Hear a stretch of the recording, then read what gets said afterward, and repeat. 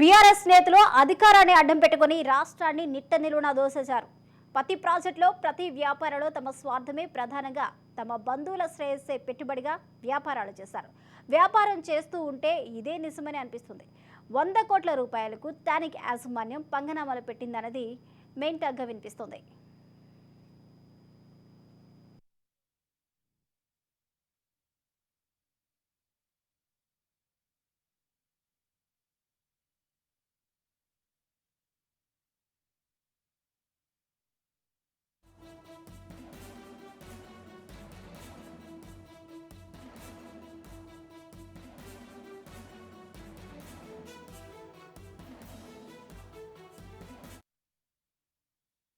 హైదరాబాద్లో ఉన్న tonic alliance wine షాప్లో జీఎస్టీ అధికారులు చేపట్టిన సోదాల్లో కొత్త విషయాలు బయటపడుతున్నాయి. అధికారంలో ఉండగా ఎన్నో అక్రమాలకు పాల్పడిన బీఆర్ఎస్ నేతలు ఆఖరికి టానిక్ విషయంలోనూ వదలలేదని సోదాలు సారాంశం. 2016లో బీఆర్ఎస్ ప్రభుత్వం A4 అలైట్ వైన్ షాప్ కింద టానిక్ లైసెన్స్ జారీ చేసింది. రాష్ట్రంలోని ఏ ప్రాంతం నుంచైనా, దేశంలోని ఏ రాష్ట్రం నుంచైనా రకరకాల మద్యం బ్రాండ్లను తెచ్చుకొని టానిక్లో విక్రయించుకునేలా అనుమతులనిచ్చింది. 2017లో ఇది అమ్మకాలకు మొదలుపెట్టింది. తదనంతరం అక్రమ మార్గం పట్టింది. బీఆర్ఎస్ నేతల అధికారాన్ని అడ్డం పెట్టుకుని రాష్ట్రాన్ని నిట్టనిలువునా దోసేశారా? ప్రతి ప్రాజెక్టులో, ప్రతి వ్యాపారంలో తమ స్వార్థమే ప్రధానంగా, తమ బంధువుల శ్రేయస్సే పెట్టుబడిగా వ్యాపారాలు చేశారా? ఇప్పుడు టానిక్ వ్యవహారం చూస్తుంటే ఇదే నిజమేమో అనిపిస్తుంది.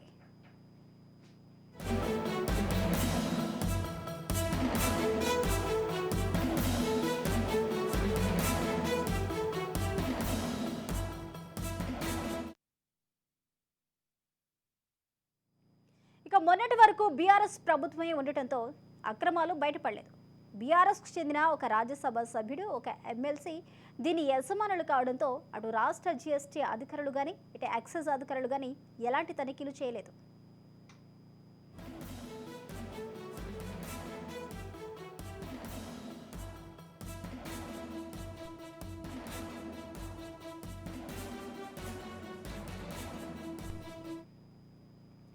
టానిక్తో పాటు దానికి అనుబంధంగా ఉన్న క్యూబై టానిక్ మద్యం షాపుల్లోనూ తనిఖీలు నిర్వహించారు. జీఎస్టీ, వ్యాట్ ఎగవేత కోణాల్లో వివరాలు సేకరిస్తున్నారు. మద్యం బదిలీ, పన్ను చెల్లించని మద్య అంశాలను కూడా పరిశీలిస్తున్నారు. ఈ షాప్ ద్వారా ఆంధ్రప్రదేశ్కు మద్యాన్ని సరఫరా చేస్తున్నట్లు వస్తున్న వార్తల కోణంలోనూ వివరాలు సేకరిస్తున్నారు. అక్కడ లభించని కొన్ని బ్రాండ్లను టానిక్ ద్వారా ఎగుమతి చేస్తున్నట్లు అధికారులు అనుమానిస్తున్నారు.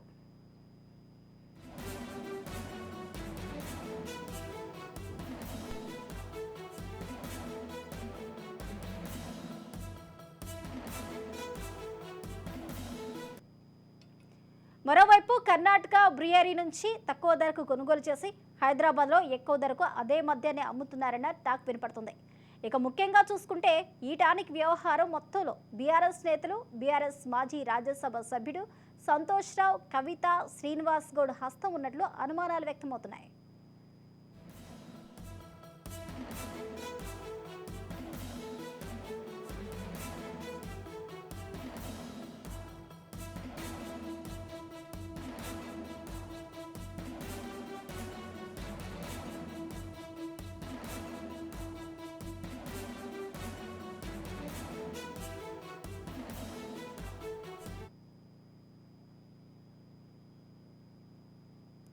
ఇదే అంశానికి సంబంధించిన పూర్తి సమాచారాన్ని మా పొలిటికల్ ఎడిటర్ అరవింద్ అందిస్తారు.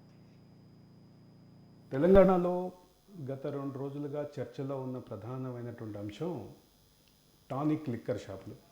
టానిక్ లిక్కర్ షాపులు కమర్షియల్ ట్యాక్స్ రైడ్ చేస్తే అసలు అనూహ్యమైనటువంటి విషయాలు బయటకు వచ్చినాయి. ఎవరికి ఊహకనేది విషయాలు బయటకు వచ్చినాయి. బహుశా రైడ్ చేసిన కమర్షియల్ ట్యాక్స్ అధికారులకు కూడా తెలియనటువంటి విషయాలుగా చర్చలో ఉంది. ఇది ప్రధానంగా చూస్తే దీనికి సంబంధించినటువంటి Tonic Telangana ownership, Telangana franchisee ownership మొత్తం ముఖ్యమంత్రికి అత్యంత సన్నిహితుడు, ముఖ్యమంత్రికి మందుగోళీలు ఇచ్చే రాజ్యసభ సభ్యుడిగా ప్రముఖమైన వార్తల్లో ఉన్నటువంటి సంతోష్ రావుకి చెందినగా చెప్తున్నారు. సంతోష్ రావు ముఖ్యమంత్రి కుమార్తె, గత ముఖ్యమంత్రి కుమార్తె సంతోష్ రావు గత ముఖ్యమంత్రి కుమార్తె. ఇది కటింగ్ అవుద్దా? రైటింగ్ చేస్తే గత ముఖ్యమంత్రి కుమార్తె కవిత, గత ముఖ్యమంత్రికి మందుబాటలు ఇచ్చే రాజ్యసభ సభ్యుడైనటువంటి సంతోష్ రావు వీళ్ళిద్దరి యాజమాన్యంలో ఇవన్నీ ఉన్నాయి అనేది ప్రధానంగా ఉన్నటువంటి వార్త. ఈ వార్త ఇట్లా ఉంటే దీనికి సంబంధించినటువంటి చాలా కాలం నుంచి సుమారుగా 3-4 సంవత్సరాలుగా ఉద్యమకారులు కానీ ప్రతిపక్షాలు కానీ విమర్శిస్తున్నటువంటి ఇదే అంశం చాలా తీవ్రంగా రాజకీయ చర్చల్లో ఉంది. ఇప్పుడు కొత్తగా ఈ కమర్షియల్ ట్యాక్స్ దాడితోటి కొత్త వివాదం బయటకు వచ్చింది. వీళ్ళు వసూలు చేసినటువంటి అంటే జిఎస్టీ పరిధిలో లిక్కర్ లేదు, కానీ వీళ్ళు ఇచ్చినటువంటి బిల్లులో జిఎస్టీ ఉంది అనేది ప్రధానమైనటువంటి అంశం, ప్రధానమైనటువంటి ఆరోపణ. కమర్షియల్ ట్యాక్స్ పరిధిలోకి వచ్చేటటువంటి జిఎస్టీని అంటే వినియోగదారు నుంచి కొనుగోలుదారు నుంచి వసూలు చేసి జిఎస్టీ సబ్మిట్ చేయటం లేదనేది ప్రధానమైనటువంటి వాదన. అసలు ఇదొక పక్కన పెడితే దీన్ని ఒక ఎలైట్ కేటగిరీ వైన్ షాప్గా గుర్తిస్తూ గత ప్రభుత్వం ఒక జీవో జారీ చేసింది. ఈ జీవో జారీ వెనక గతంలో ఎక్సైజ్ మంత్రిగా ఉన్నటువంటి శ్రీనివాస్ గౌడ్ ప్రమేయం మీద చాలా తీవ్రమైనటువంటి ఆరోపణలు ఉన్నాయి. శ్రీనివాస్ గౌడ్ మొదట్లో ఎలైట్కి ఈ టానిక్ వేరే వాళ్ళు అప్రోచ్ అయితే ఆయన దానికి అవకాశం ఇవ్వలేదని, ఆ తర్వాత దాని టానిక్ని ఫ్రాంచైజీని ఓనర్షిప్ని మన కేటీఆర్కి సోదరుడు కేసీఆర్కి కుమారుడు అంటే వరుసకి కుమారుడు అయ్యేటటువంటి సంతోష్రావు, అదే ఆయన మంది వీళ్ళ సంతోష్రావు అని కూడా ఉద్యమకారులు పిలుచుకుంటూ ఉంటారు.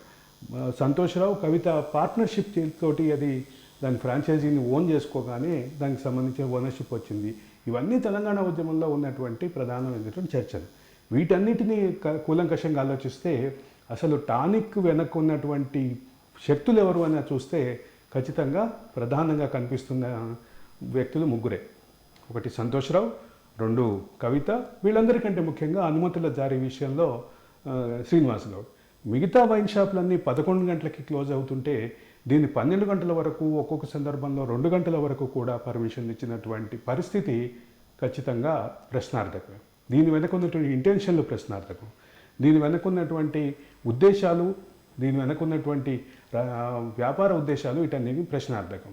ఈ మొత్తం వివాదంలో బలం ఏంటి టానిక్కి అంటే ఈ ముగ్గురే అనేటటువంటిది నిర్వివాదాంశం. ఇది రకరకాల చర్చల్లో, రకరకాల రాజకీయ విమర్శల్లో చూస్తూ వచ్చాం మనం. దీనికి ఇప్పుడు జరుగుతున్నటువంటి దాడులు, ఈ దాడులకు సంబంధించినటువంటి మిగతా విషయాలన్నీ కూడా ప్రధానంగా ఆలోచిస్తే కనిపిస్తున్నటువంటి విషయం ఒకటే, రాజకీయ అండతోటే టానిక్ వ్యవహారాలు ఉధృతంగా నడిచినాయి.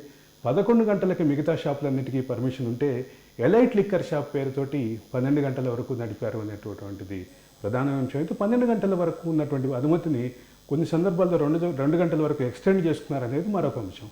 అసలు ఇక్కడికి ఒక భాగం ఉంటే చిన్న వైన్ షాపుల పక్కన అనుమతి లేని పర్మిట్ రూమ్లు ఉంటేనే దాడి చేసే ఎక్సైజ్ శాఖ కానీ స్థానిక పోలీస్ శాఖ కానీ ఈ ఎలైట్ లిక్కర్ షాప్ పర్మిషన్ తీసుకొని ఎలైట్ లిక్కర్ షాప్గా నడపాల్సినటువంటి ఇటువంటి టానిక్ పలు బ్రాంచుల్ని అంటే అక్రమ బార్లుగా మార్చినటువంటి సందర్భాలను కూడా విమర్శలు ఉన్నాయి. దానికి అనుగుణంగానే హై క్లాస్గా కొన్ని చోట్ల టానిక్ యాజమాన్యాలు అంటే ముఖ్యంగా ఈ ముగ్గురు అండతోటి టానిక్ బార్లుగా నడిపినటువంటి పరిస్థితి చూసాం. ఈ మొత్తం వ్యవహారంలో ఈ ముగ్గురి పాత్ర ఏదైతే ఉందో ఈ పాత్ర చుట్టూ వివాదం జరుగుతోంది. శ్రీనివాస్ గౌడ్ మీద ఉన్నటువంటి పలు వివాదాలకు తోడుగా ఇప్పుడు ఈ టానిక్కి సంబంధించిన వివాదం, ఎక్సైజ్ మంత్రిగా టానిక్కి సంబంధించిన వివాదం ప్రధానంగా చర్చలోకి వచ్చినటువంటి విషయం గమనించాలి.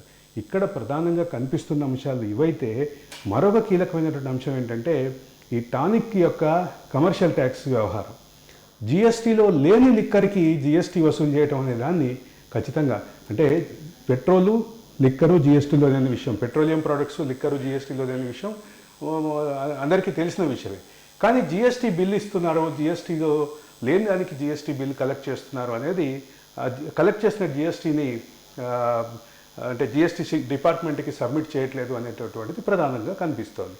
ఈ గతంలో సేల్స్ ట్యాక్స్ ఉండేది, ఆ సేల్స్ ట్యాక్స్, కమర్షియల్ ట్యాక్స్ వీటన్నిటిని కలిపి జిఎస్టీగా మార్చింది. ఇప్పుడు రాష్ట్ర కేంద్ర ప్రభుత్వాలకు మొత్తానికి జిఎస్టీ డిపార్ట్మెంట్ ఒకటే ఉంటే ఆ జిఎస్టీ డిపార్ట్మెంట్ నుంచి వచ్చేటటువంటి జిఎస్టీ డిపార్ట్మెంట్కు వచ్చేటటువంటి నిధుల నుంచి రాష్ట్రం వాటాని రాష్ట్రానికి కేంద్రం చెల్లిస్తుంది. అంటే మొత్తం ఒకటే అయిపోయినటువంటి ఇప్పుడు ఈ పరిస్థితిని అడ్వాంటేజ్గా తీసుకొని ఇది చేసినటువంటి పరిస్థితి. ఇక ఇంకొక విషయం టానిక్ విషయంలో ఉన్నటువంటి వివాదం ఏంటంటే టానిక్ విదేశీ మద్యం బాటిళ్ళని అంటే విదేశీ మద్యం బాటిలకు ఉండేటటువంటి ఎక్సైజ్, విదేశీ మద్యాన్ని ఎక్సైజ్ డిపార్ట్మెంట్కి ఎక్సైజ్ ట్యాక్స్ లేకుండా డ్యూటీ ఫ్రీ షాపుల్లో కొంటే ఉండేటటువంటి ఫెసిలిటీని వాడుకొని అక్కడి నుంచి డంప్ చేసి తెచ్చుకొని భారీగా చేసి తెచ్చుకుని అంటే బోగస్ మన ఇవి బోగస్ ట్రావెల్ డాక్యుమెంట్స్ పెట్టి తెచ్చుకున్నారు, భారీగా తెచ్చారు అనేటువంటి మరొక వివాదాంశం అంశం. దీనికి ఖరీదైనటువంటి బాటిళ్ళని అంటే రాయల్ సెల్యూట్ కానీ బ్లూ లేబుల్ కానీ ఇట్లాంటివి పెద్ద అంటే ఖరీదైనటువంటి బాటిళ్ళని తెచ్చి వాటిని వచ్చేటటువంటి లాభాల్ని భారీగా సంపాదించింది అనేది మరొక అంశం. ఈ వివాదాలన్నింటి చుట్టూ తిరుగుతున్నటువంటి టానిక్ వెనుకున్న బలం ఏంటి అంటే ఈ ముగ్గురు వ్యక్తులే కనిపిస్తున్నటువంటి పరిస్థితి ఉంది. ఈ ముగ్గురు వ్యక్తుల్లో కూడా శ్రీనివాస్ గౌడ్ అనుమతుల విషయంలో, యాజమాన్యం విషయంలో కవిత అండ్ సంతోష్ రావు వీళ్ళు ముగ్గురు కనిపిస్తున్నటువంటి పరిస్థితి ఉంది. దీని విషయంలో ఖచ్చితంగా తీవ్రంగానే ఆలోచించాల్సిన పరిస్థితి అయితే రాష్ట్ర ప్రభుత్వాన్ని కానీ కేంద్ర ప్రభుత్వాన్ని కానీ ఉందని భావించాలి.